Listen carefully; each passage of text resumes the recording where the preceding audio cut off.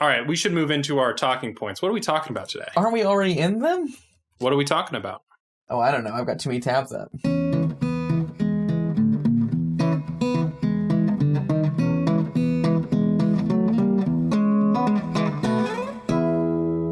Hello and welcome to A Century in Cinema. I'm Arthur. And I'm Andrew. And I'm Kagan. Welcome, Kagan. Welcome, Kagan.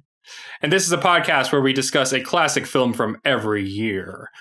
This week, we're in 1961, discussing West Side Story from directors Jerome Robbins and Robert Wise. As always, you can check our show notes to see where to stream or rent West Side Story. I myself watched it on Amazon Prime. It is a MGM film. As of 2 or so weeks ago, it now belongs to Amazon. That's right. And that's where I watched it as well, was on Amazon Prime. Astute listeners may notice that we have a guest today. Kagan Breitenbach, a film composer who I have worked with in the past on many projects. Kagan, welcome. Thanks so much for having me. I've been listening to your show for pretty much since it came out, and it's really cool to be here. And as Arthur said, I've worked on many of his short films, writing the music for them. And most recently, our biggest collaboration was Arthur directed a music video shoot. It was actually an entire visual album, so like an hour's worth of songs. That project is called Bloody Cabaret, and it's very cinematic. We did actually record an orchestra for it for several of the songs, so it's pretty damn epic, all on YouTube. But that kind of was, my background in music and my kind of love for musical theater is what got me on this particular episode. Arthur said, which show do you want to come on? And I said, West Side Story. Which is interesting to me because obviously you love film and music, but I also know that you're a huge fan of horror. And I was wondering if you wanted to jump on another episode, a horror episode, when that was going to come up. But you chose this. And I think that's just kind of how, life ebbs and flows. Our cinematic tastes kind of develop and change. And, when I was, 16 to 20, I think I was real cinephile, and I was watching more foreign cinema and art house cinema. And then I kind of transitioned to being a hardcore, only watching horror. And these days I am, oddly enough, veering towards musicals. I'm sorry that the racial tensions present in the United States are not horrific enough for you, Arthur. Wait, what? Oh my gosh, there's someone here laughing at my jokes. This is a good day for me. Well, the horrors of West Side Story are, we shouldn't jump into this too quickly, I guess, but there is one particular song in here that is so crass about the racial tensions in this country, but it's a very peppy, happy song. There's something absolutely horrifying about that. Yeah, we'll dive further into that in a sec once we get through the boring part. I'm just kidding. This is so mean. I'm feeling attacked, feeling unappreciated. Wait, Kagan, so what are some of your favorite films? Oh, yeah. So, kind of keeping in that vein, I would still say that in no particular order, I really love His Girl Friday. I've seen it a million times. Love that film. There Will Be Blood is one of my very favorite films that I just appreciate. It came out at that perfect time in my life. And then as far as like more of my horror background goes, I think my favorite horror film, and mostly just because it's a paradox that I still don't understand, is The Shining. And also maybe The Ring I'd throw in there as well. I know it's kind of, a pretty contemporary film, but I think it's an underrated masterpiece. I agree, man. Well, should we get to the boring part? Let's do it. So funny. Can we get a time marker for the boring part, please? I just pressed that little skip 30-second button until I hear my voice again. 1961. I've got to tell you what's going on this year because there's a lot of crazy stuff. I'm excited. Kennedy is inaugurated at the beginning of the year, and from there the Cold War just escalates and gets much, much worse. You have the Berlin Wall being constructed in Germany, dividing east from west. You've got more movement in the space race. The Soviets put a man in space, and the Americans put a man in space. And then you have Soviet Russia detonating the largest thermonuclear weapon ever tested with Tsar Bomba. And you also have the Bay of Pigs when America tries to finance Cuban exiles, and that goes horribly, horribly wrong. Kennedy takes the blame for it. He's humiliated. It is a terrible situation, which will lead to the Cuban Missile Crisis very, very shortly. What else we got going on this year? World population hits 4 billion people. That's what I got. Looks like other notable films that came out that year were 101 Dalmatians, Absent-Minded Professor, The Parent Trap, Disney killing it.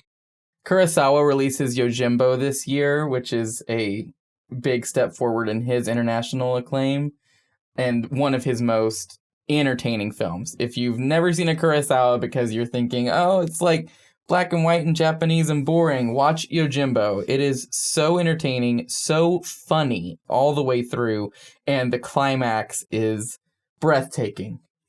Did you hear that, Kagan? Arthur, don't even, not on the air. A film that is in black and white, and I would never recommend to someone who finds black and white films boring, is last year at Marienbad, directed by the great Alain Resnais.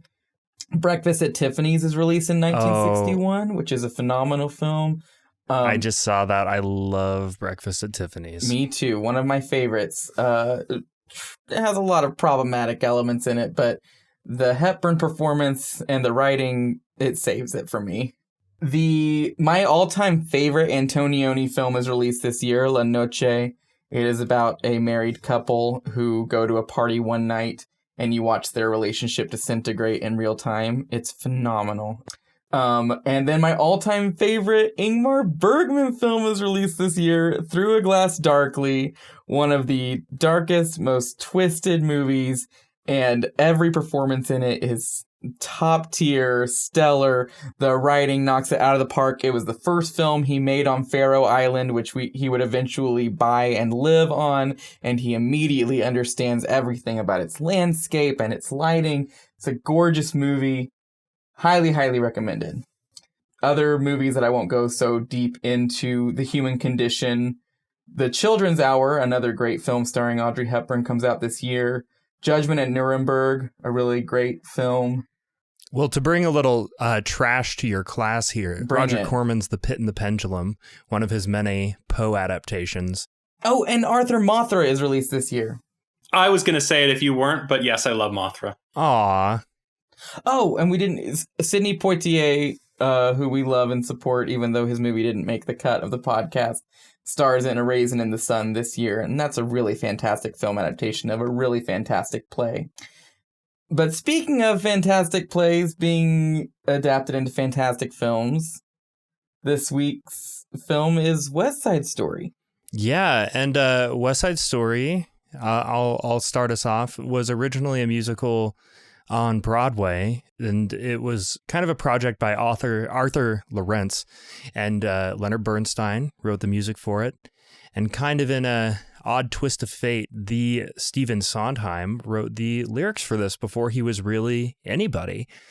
And it took a little bit of time for them to raise funding for this project. But in 1961, it was made into a film. The basic plot of this, of course, is just Romeo and Juliet. But at that time, it was a modern retelling set in 1950s Upper West Side, New York. And it centers around two gangs, the Jets and the Sharks, the former of which is kind of the white gang. These are Americans who are descended more of Europeans. And then the other gang, the Sharks, is a group of recent immigrant Americans from Puerto Rico. And of course, because it's Romeo and Juliet, at the center of the whole thing is a love story between Tony from the Jets and Maria from more of the Puerto Rican Sharks side of things. Oh, Maria, that was her name. I didn't get that out of the film. Oh my God. Sorry, those Sondheim lyrics are so penetrating. Sorry, the music is so good. That's actually I think my most my biggest note on this just coming out, like in all caps in my notes, I just wrote the hits with 5 exclamation points after that, just because I'm going to be honest. One of the reasons I chose to be on this episode is because I hadn't actually seen this before.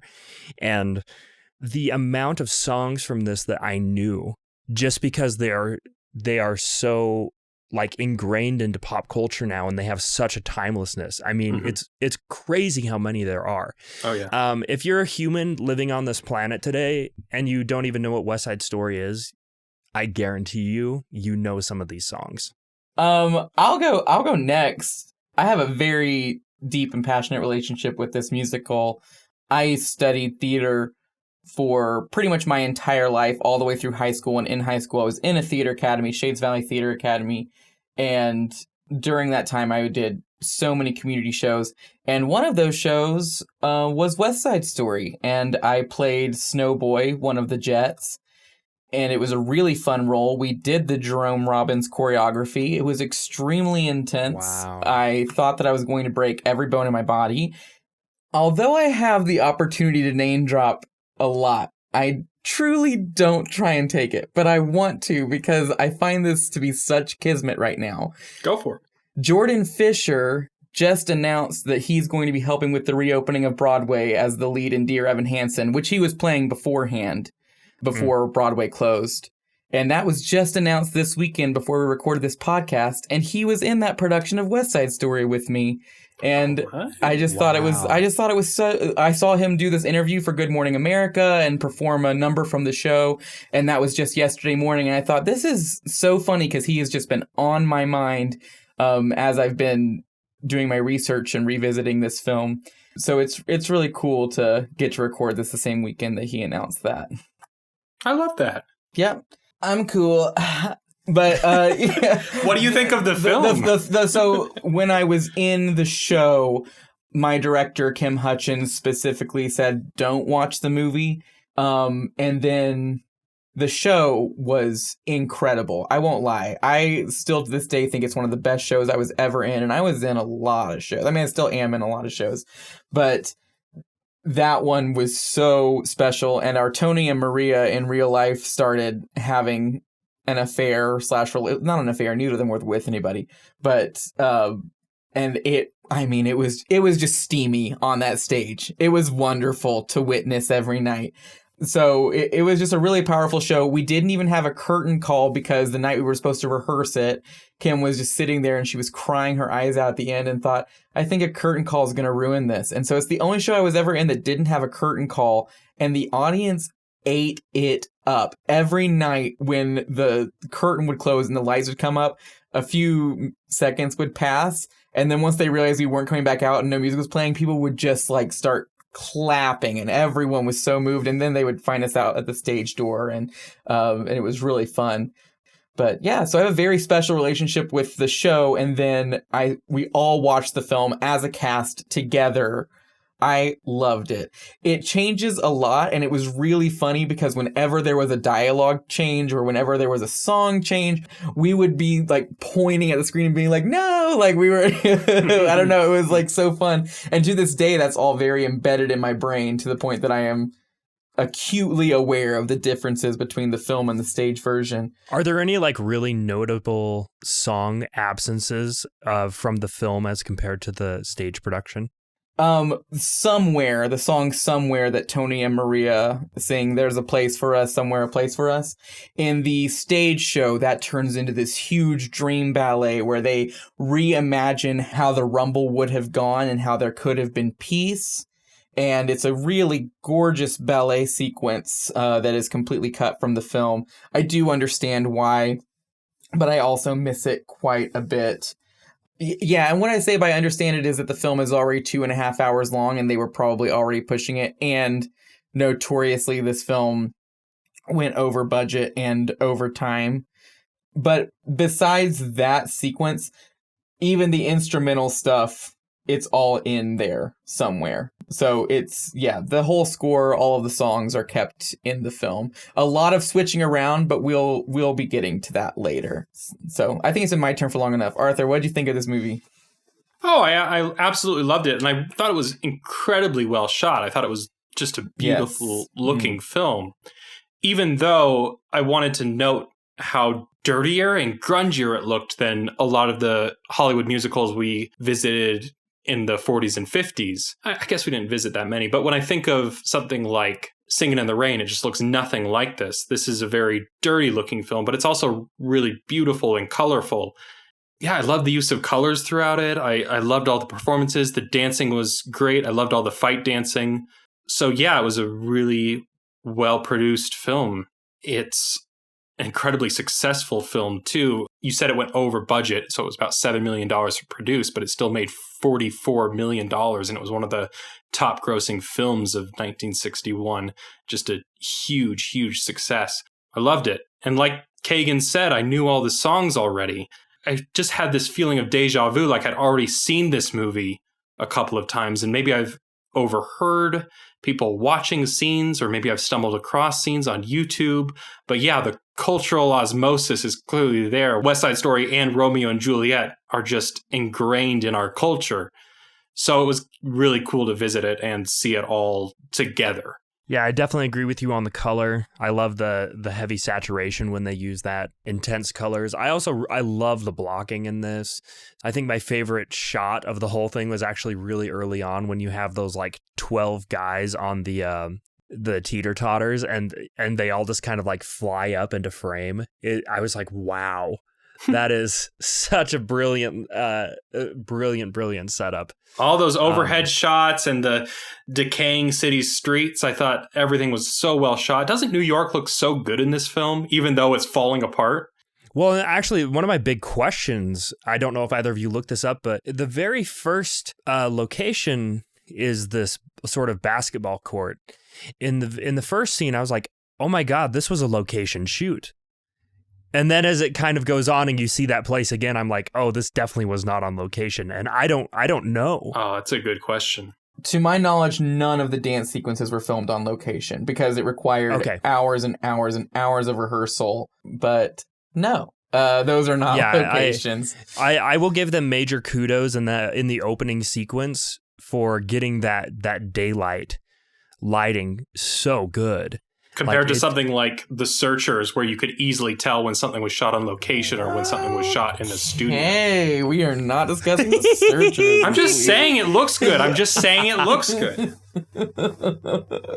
Well, at this point, we've already had Douglas Sirk releasing things like Magnificent Obsession and Written on the Wind, and he's shown these because he never filmed on location, and his sets at this point are so gorgeous and look like the real world, have full lakes in them and stuff. Like, it's insane what he's doing with sets.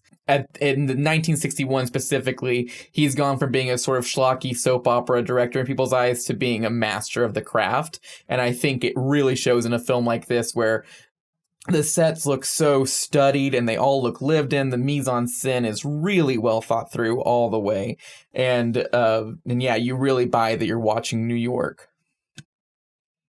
We did general thoughts, and then I talked a little bit about the origins of the musical. Well, there's so much more, though. I want to dive into that. Oh, yeah. Go for it, Yeah, please. yeah. So Jerome Robbins, who you will be hearing a lot of on today's episode, he had an idea for a stage musical that used the story of Romeo and Juliet to tell a conflict. We don't know all the details of the story because it's sort of lost to time, but it was concerning themes of anti-Semitism, and there was going to be a Roman Catholic gang and a Jewish gang, and it was called East Side Story.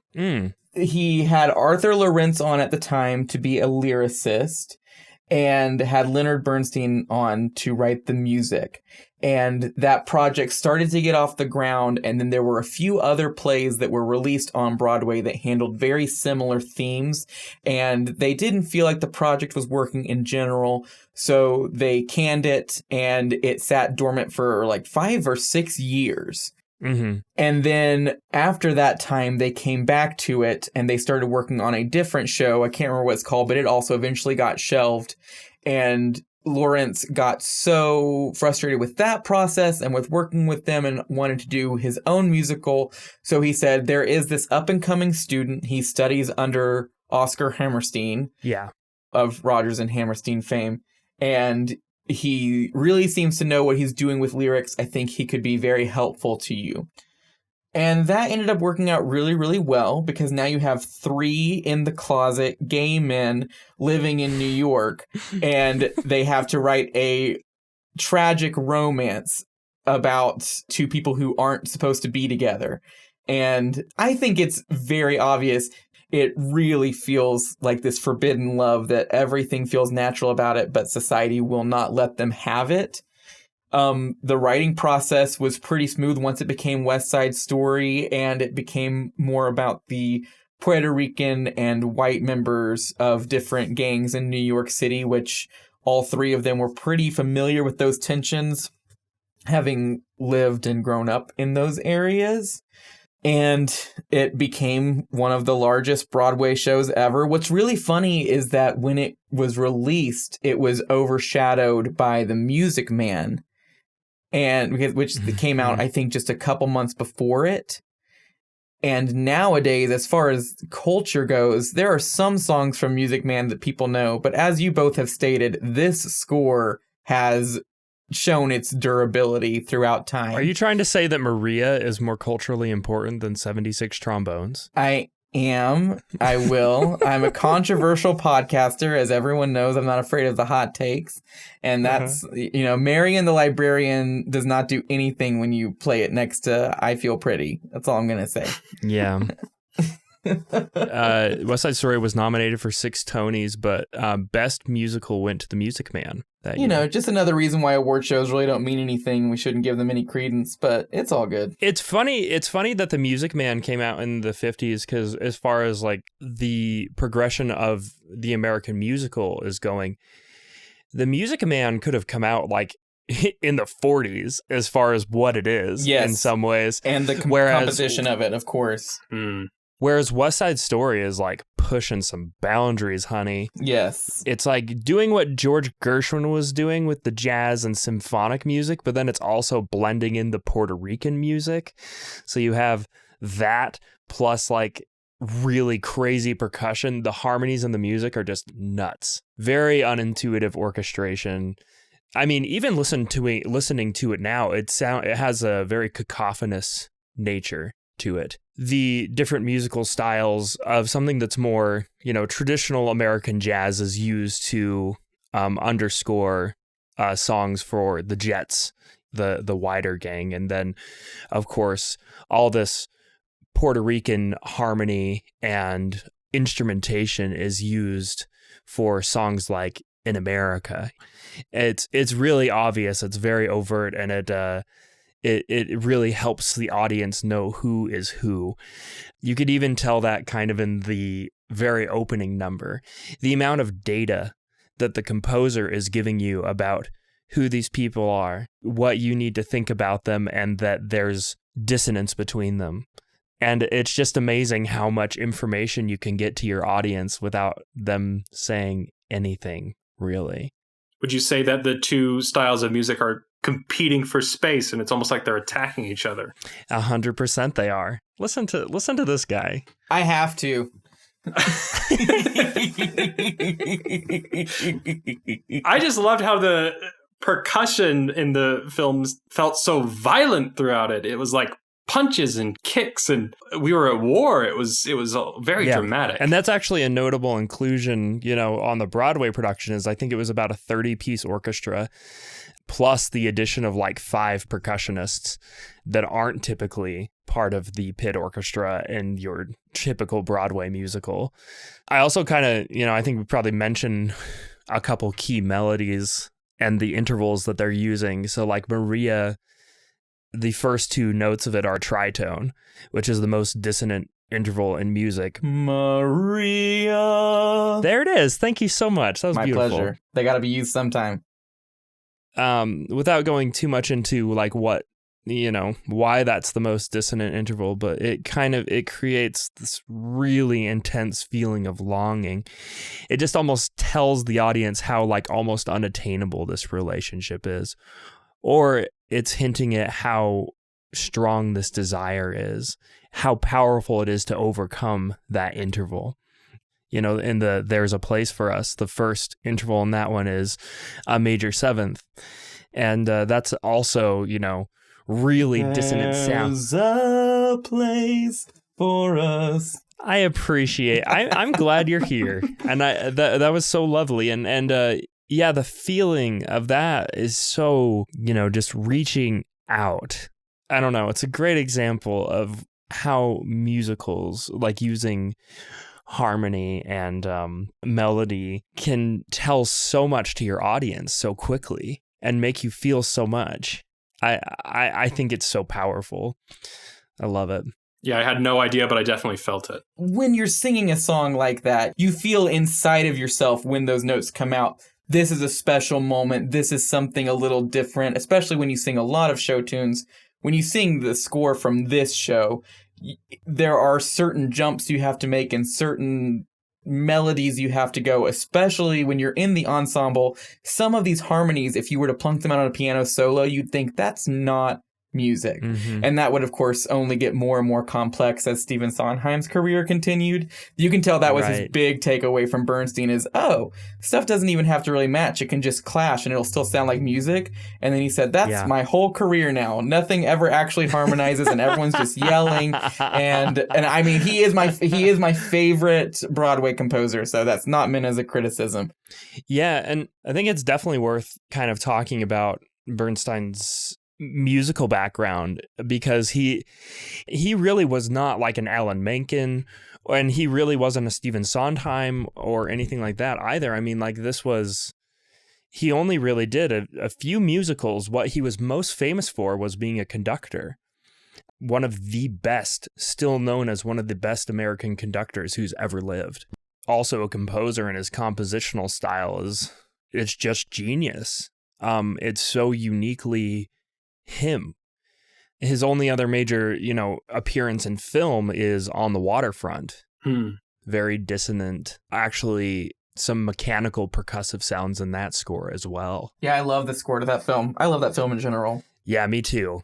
There's a really good scene from that, just like a really great cue where there's kind of like this industrial sound that's being put into it. But I almost feel like Bernstein's not the sort of composer who would have been very suited for film composing. He was just of that more classical world. He was more going to write you a symphony and conduct it than be writing a QE film score. Have you seen the video of Bernstein recording this music? Which one are you talking about? He's trying to conduct the guy who has more of an opera register to sing Something's Coming. And the guy's vibrato is holding him back from being able to continue the song in the right tempo. And he's slamming the conductor's stick. He's no. And the guy is sitting there like, I am a professional singer. I know what I'm doing. And he's like, not with this music. It's like so good. They get so like tense. But, it all worked out in the end. To imagine learning music like this when it was first being written from purely sheet music and the conductor sounds unbelievably intimidating. Oh, hold for ambulance real quick. Oh, I hear it. Fun fact, the tritone of Maria is the sound that ambulances and police cars use over in the UK. That hot dissonance. So those ambulances be going by Marie, Marie, Marie. Oh, they do. Yeah. One of my small criticisms, I had a little bit of trouble with the vocal performances of the two leads, but I kind of had a little bit of Howard Ashman in my ear, because he would always say, I'd rather have an actor that can sing than a singer who can act. Having a good performance and good chemistry between your characters was kind of like what was more important to him. I felt like the performances here in this film, the leads have really good romantic chemistry. I mean, these are the days before, Melodyne and digitally helping your performers. But Tony's singing is not, world class. I think it's serviceable. And I thought, oh, well, that's kind of earnest. And I like that. And then Maria's voice is almost approaching a little bit more of an opera style. She has like almost a European accent sound. She has like more heavy operatic vibrato. I wonder if those were like intentional creative musical choices to kind of differentiate them more. Did either of you like kind of notice that? Or I think that I always give a pass to movie musicals because I never expect them to sound great. I mean, we can kind of use this to kind of transition to this. I know this is later on the notes, but like the state of musicals and kind of where this is like the very end. It's after the golden age. 1961 is after the golden age of the Hollywood musical, but it's still kind of like riding the tail end of that, I would say kind of like the apex of the Hollywood film musical would probably be Singin' in the Rain. I would agree. We'd start kind of in the 30s, and then it kind of really gets to enjoy this time where big budget film musicals are made, and they're really, really similar to their onstage counterparts. This is 1961 is really the tail end before rock music is coming into vogue and kind of starts making musicals very uncool. And then at the end of this decade is when Barbra Streisand almost reignites the whole industry and then destroys it, which is such an interesting thing. But Funny Girl was released in 1968, and everyone thought, oh man, the Hollywood movie musical is back. It's huge. It makes $1 billion. It wins Oscars. It is everything people want still, and we were wrong to try and turn away. And then the next year, they release Hello, Dolly, which is still one of like the largest Hollywood flops, and it kind of single-handedly destroyed the musical genre as far as huge, big budget Hollywood adaptations went. So we're right before that. We're in that decade now.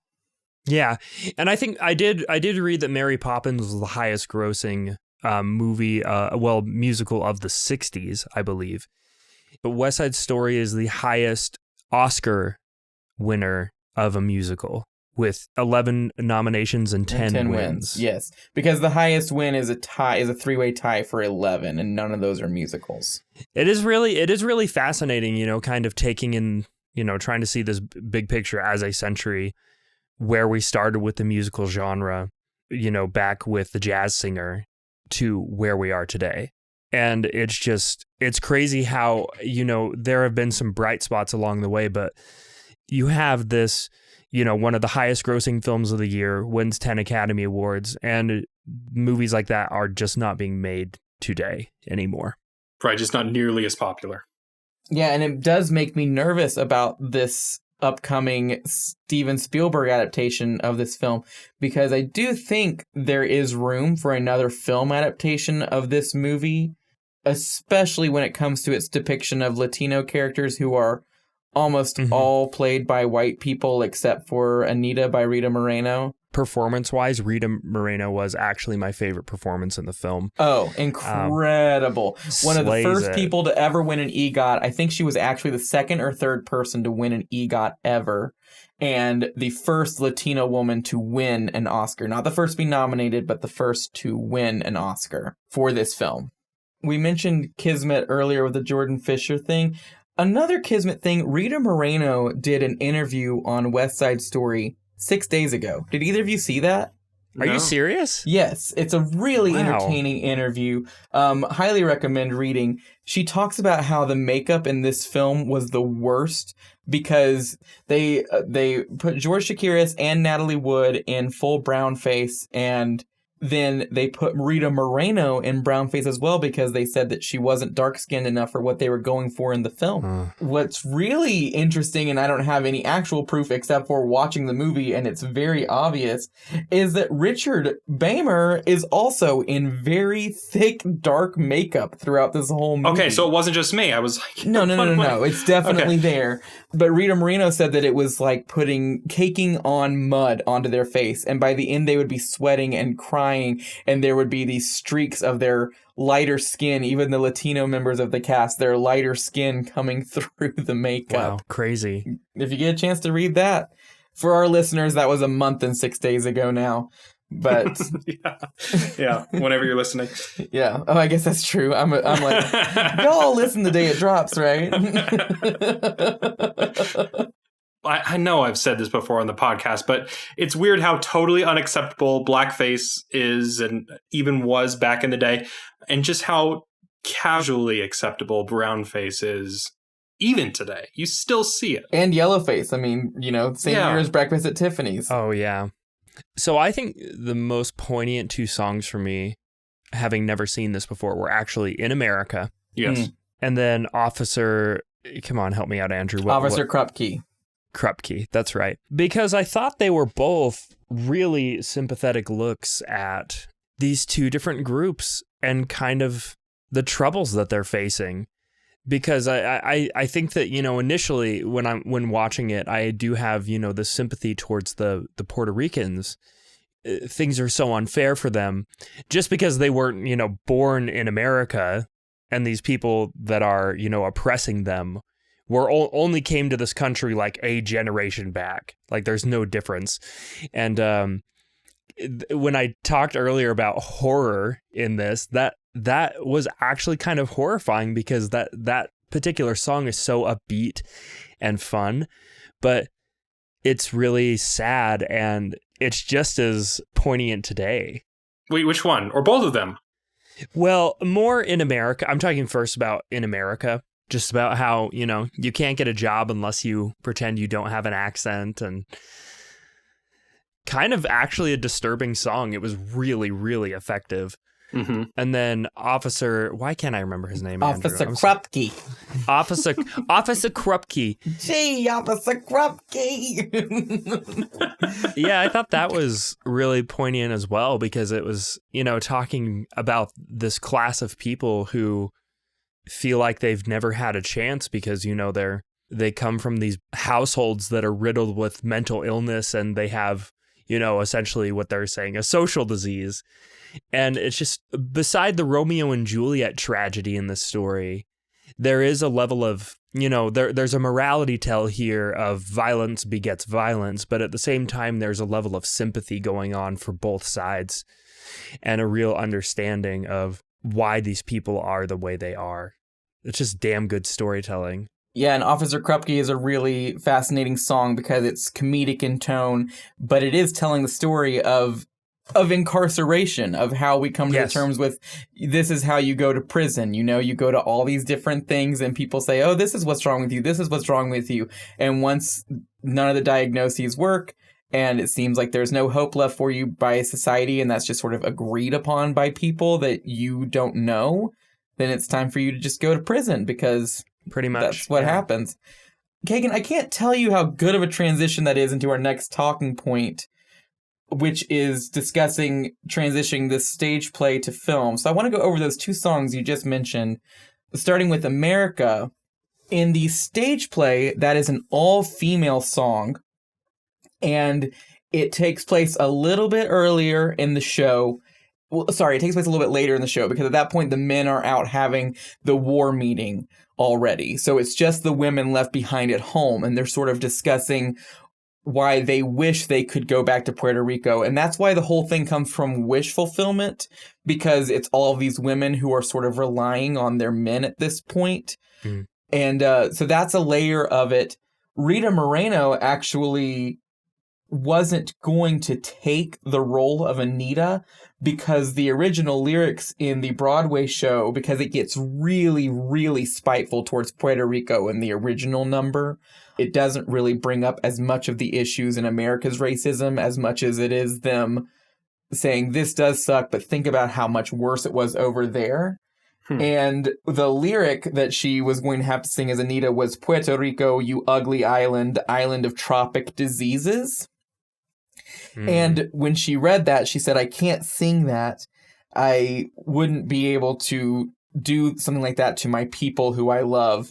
And she wasn't going to take the role. And Sondheim approached her and said, I've heard you've had some issues with the lyrics. And she brought up the exact one, and he said, well, how would you want to go about this song, and how would you discuss this subject? And that was how the lyrics ended up being rewritten, and then eventually the film turned into the women arguing against the men. And I think it works so much better, honestly, not just in the film, but I think that it's a better song. And in staged production since, in every revival since, those lyrics have been changed. Officer Krupke and Cool to this day are in opposite spots in the show. Cool is the song they sing before they are about to go to the Rumble, and it's about how you got to keep yourself managed and keep yourself, together so that you don't lose it when you're at the actual Rumble. And Officer Krupke, it's a much darker song in that context because murder has already happened, and now they are all spiraling and thinking, oh no, there's nothing else left for our lives. And in a moment of attempted camaraderie and comedy, they do this sort of hypothetical song where they pretend that they're, speaking with the officer who has been scolding them the whole time. As I already said, it ends with them all going to prison within the hypothetical story that they're singing about. And then they have to just laugh it off because they know that it's kind of inevitable at that point. I do understand why that change was made in the film. And I actually love Cool's placement specifically, being after the Rumble and being this really tense, they are already losing it, and someone is saying, we have got to keep it together. But I do miss Officer Krupke being in that second act. I think the dark comedy of it works even better in that situation, because then they sing Officer Krupke and immediately the molestation of Anita happens right afterwards. So it is a very dark sequence. So yeah, those are some really major changes that were made. There were a lot of major changes made to this from stage to screen, as you would do. One that I personally really miss, and this was one of the ones that when we did the show and we were all watching together, we were yelling at the screen. In this one, I don't even. He says womb to tomb, and he says birth to earth. Is that right? Yes. What was that? Okay, in the show, it's womb to tomb, and he says sperm to worm, and that was all of our favorite line in the show. And so we watched the movie, and he said birth to earth. We were all like sperm to worm because we all loved that line so much, and I do wish it was in there. But I think Can't say sperm. I think that's a little too risque for Hollywood in 1961.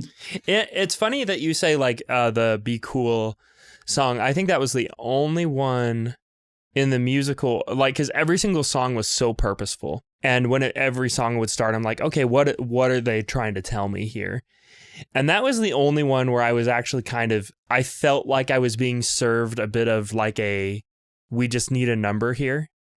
And what you were describing to me of how its original placement was makes more sense to me.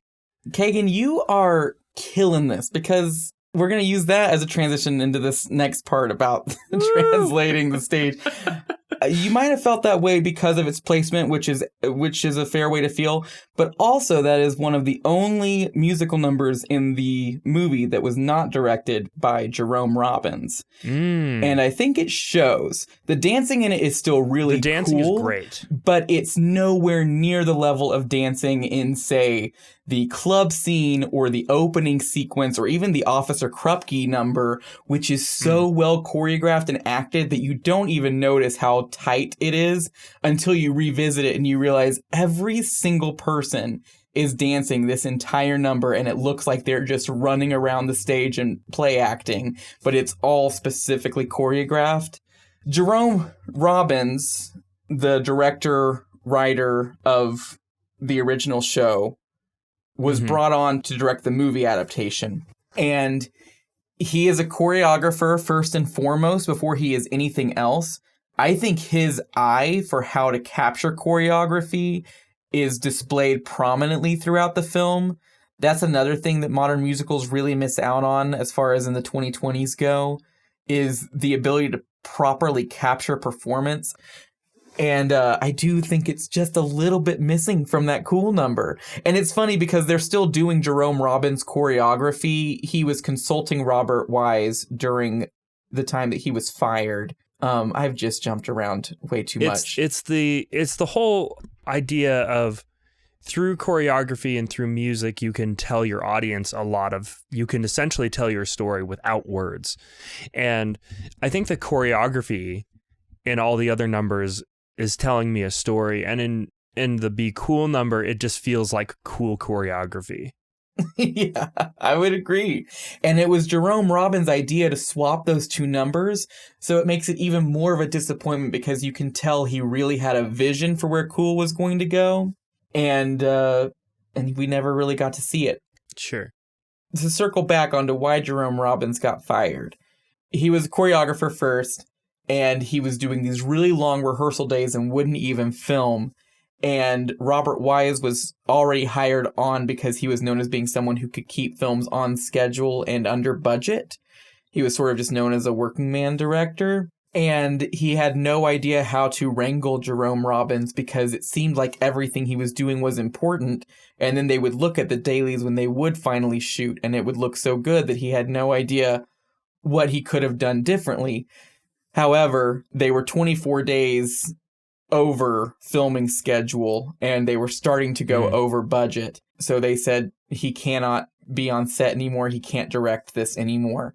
And the only two songs that hadn't been filmed yet were Cool and Somewhere, which I think is another reason why that Dream Ballet sequence doesn't exist. Oh, okay. That makes a lot of sense, actually. You know, it's funny you mentioned that because Jerome Robbins still shared the Directing Academy Award with Robert Wise, and IMDb says it's the first time a directing award was ever shared at the Oscars. That's true, and it does need to be said, Robert Wise deserves credit because MGM was not going to credit Jerome Robbins because of all of the drama, and Robert Wise demanded he was, because he said that Robert Wise said everything that Robert directed, that he himself directed, was all inspired by the things he'd seen Jerome already do. And Jerome Robbins and him were also still in contact while he was filming it, and he was getting ideas from Jerome and hearing the stuff that he wanted to do with the film, and he implemented a lot of it. So Robert Wise would tell you Jerome Robbins directed this film, and he made sure that he maintained his directing credit, which MGM did not want to do, but they did, because Robert Wise made a real stink about it. I don't know all the details. I just know that he did. I think it was a great collaboration, honestly, because even before he got fired, Robert Wise was directing all of the dialogue scenes. And I think the film is pretty seamless. And I think that it comes from the fact that Robert Wise is such a flexible working man's director that he said, oh, I see the style of this movie and I'm just going to emulate that for the other parts of it. Yeah, I can't not say this, but I can't believe I didn't say it at the top. Robert Wise also directed one of my favorite horror films of all time, in the top 3 for sure, which is The Haunting. I love that film. The Haunting is one of those unstated queer voices in horror cinema movies that I love recommending to people. It's a really, really good movie, and it's scary. Every time I watch that film, it gets better. But I mean, Robert Wise is a guy who directed a great horror film. He directed Star Trek: The Motion Picture. He also got an Oscar for The Sound of Music. So pretty solid director. I do want to point out that Natalie Wood, this is the third film we've watched with her in our list. The Searchers and Rebel Without a Cause, she also starred. And I do think at 3 films, she is the actor we have seen the most of in our list. Now, do either of you know the surrounding circumstances of her death? I feel like I've heard about this because I went to a screening of Rebel Without a Cause and they talked about it, but I can't remember. So Natalie Wood notoriously was terrified of water and did not know how to swim and did not enjoy swimming. She was on a holiday break while shooting a film called Brainstorm, and she was at Santa Catalina Island with her husband at the time, Robert Wagner, or maybe they were already divorced at that point. But they had been together before, and actor Christopher Walken. And all three of them were at this island together. There were witnesses who said she refused to get into boats and she didn't want to leave the island at any point. And then mysteriously, on November 29th, 1981, she had disappeared and no one knew where she was, and she had drowned. And people say that she got into a boat with Robert Wagner and Christopher Walken, but so much of it is alleged and no one really knows all of the details. She drowned she would have had to have gotten into a boat and gone out there. Evidence points to Robert Wagner drowning her for some reason, but it's all alleged, and to this day we don't know the actual details. I think HBO just released, a 4-part miniseries documentary on it. But yeah, a really tragic death. We had discussed in Rebel Without a Cause how the three main actors all died in very strange, tragic ways. And this was hers. Also, James Dean was originally the one slated to play Tony in West Side Story before he died, when it was in early pre-production. That's all very weird. Also, Elvis Presley. So, we dodged that one. I love me some Elvis, but I don't think that would have been correct. I wish we could have still gotten an album of Elvis Presley doing covers of Tony's solos in West Side Story. But Andrew, I don't. Can you do an Elvis impersonation singing Maria? Oh my God. We can check in on what Bosley Crowther had to say about West Side Story. Our boy Boz. October 19th, 1961, and I can just sum it up here for you if you want. He loves it. He really loved it. Loved it. And he talks quite a bit about how nubile and the bodies that are moving gracefully through the scenery. A lot of beautiful bodies up on that screen. Pulsing persistence of rhythm all the way through the film. I don't like the way he's reading this. That's just how Boz talks. I do like the call out when he says, although the singing voices are for the most part dubbed by unspecified vocal performers, which is accurate and funny. I was going to ask you about that. So that's true. So the people hearing are not the people? I know Natalie Wood did not do her own singing, and we don't know who did. Because that information was burned immediately, because this was Hollywood in the early 60s. Rita Moreno definitely did her own singing, of course. Yeah. I don't know. And I think she's she's the best vocalist in the film, too. Yes. Yeah, she's an incredible performer. It's really fun to see her light the film up. Well, sorry, actually, when you guys get to introducing your next film, I actually have I have a fun story. Well, are we done? Are we done with West Side Story? I don't know. I was just kind of going through bullet points, and I'm like, yeah, we did that, and but I'm more than happy to keep talking. I just I thoroughly enjoyed revisiting this film. I'm transitioning into final thoughts. Yeah, you're good. I fully enjoyed revisiting this film. It brought back many fond memories, and then for that Rita Moreno interview to drop, and then for the Jordan Fisher information to drop, I just thought, oh my God, I am in the right place at the right time doing the right thing. It just felt like everything came together in a really nice, coherent way this weekend. And now I'm having a lovely time discussing this film with two people who I've just met you, Kagan, but I love talking movies with you. You've got great taste and you're fun to talk to. And, Arthur's okay too, but... well, I hope so, because spent a bit of time with it, yeah. Yeah, but it's so nice to get to talk about a film that I do have a nostalgic connection with and take it really seriously and discuss it like this. It's really nice, and I'm happy I got to do this. I was so happy to talk to both of you about it because you both brought very, very interesting perspectives. Kagan, of course, composer, music so well. And then Andrew, you were in the show itself. So I have a greater appreciation for a film that I already loved watching earlier. So thank you to both of you.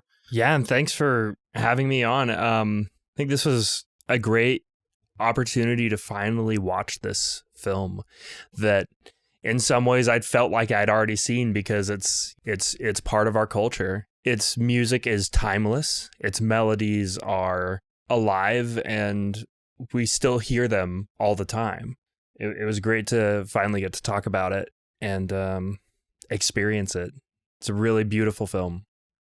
Let's talk about what we're watching next week. Next week, we are watching the John Frankenheimer political thriller classic, The Manchurian Candidate. And I think Kagan has some sort of hot goss to go along with that. I just have a little bit of a bragging point here, which is that I saw The Manchurian Candidate at Grauman's Chinese Theater. Ooh. with the one and only Angela Lansbury introducing the film. I was about 20 feet from her. Yeah. God. And one thing that you should keep in mind when you're watching this is how young Angela Lansbury is playing the mother character in this film, but look up how old she actually is, and you'll notice that Angela Lansbury has been a grandma since she was 30 years old. So. And I want to say this too, is that I did know that, and I've seen this movie many times. Arthur has not, but I love The Manchurian Candidate. I will just say again to your listeners that Bloody Cabaret, near and dear to my heart. And if you want to see something that your host Arthur has worked on personally, go check it out. Yeah, I think everyone will really love it. Bloody Cabaret on YouTube. We're releasing a behind the scenes documentary series, so if you like what you see, there's a lot of content still coming out. So I don't have a button. Are we just done? Are we? Thank you, Kagan. Do you have any? Thank you. I can't emphasize how much those hosting skills are so hot. This happens at the end of every single episode. He just goes, "Thank you," and I'm like, Arthur, calm down. You say, "Thank you, everybody, for joining us for this episode of A Century in Cinema. My name's Kagan. This is Arthur, and that's Andrew. And until next time." Oh, and thank you so much, Nathan Royal, for our show's music. It's beautiful, and I love listening to it. And I think of you dearly every time I listen to an episode. I just want to give a shout out to all our Patreon members who keep the show running. Thank you all. You too can become a patron and get access to bonus episodes linked down in the show notes.